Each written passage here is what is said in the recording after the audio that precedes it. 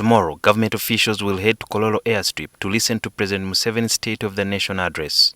As he addresses the nation, several pressing issues on security, governance, and the economy, among others, remain unresolved. NTV heard from different experts on what they expect the president to address. How do we support export processing and production processes? We already have tea factories have shut down, literally. You have a lot of imports coming in and replacing the basic things that Ugandans were consuming, a surplus of which would have been exported. It is one thing to really just say we should be export oriented, but what are we doing about it? Not much has been done in order to address the high levels of corruption that are going on. And although the NRM came to government with a zero tolerance policy to corruption, as the years have gone by, we have seen that the sanctioning element is really missing. I would be glad if he tackles the issue of negatory expenditure. We have seen in social media and also in the budgets that have been proposed, 24-25, issues of special meals, issues of special dressings, taking billions and billions of money. According to Dr. Fred Muhumuza, an economist, the president should tackle the issue of unfair taxation. So how do we get taxes? How do we deal with tax exemptions? They are big potential taxpayers and who would not be hurt by the taxes, but they still have exemptions. We have seen these spaces in gold. We have seen these spaces in some of the factories. The people who have really supported to produce are still having tax exemptions. But also you want to look at the dynamic. Uganda has more of income taxes than consumption taxes.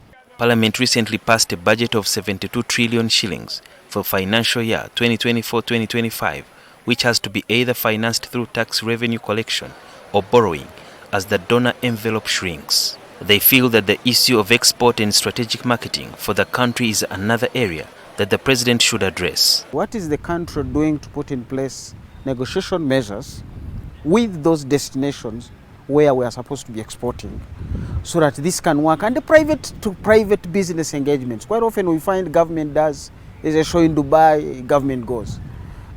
But business is business to business, what they call the B2B. What are we doing to promote the Export Promotions Board? We are beginning to see other agencies coming into the space of bodies that were put there for export promotion. The other element I would like to hear the president talk about is the issue of service delivery and how this can be improved. Also, this goes with the issue around funding for local governments.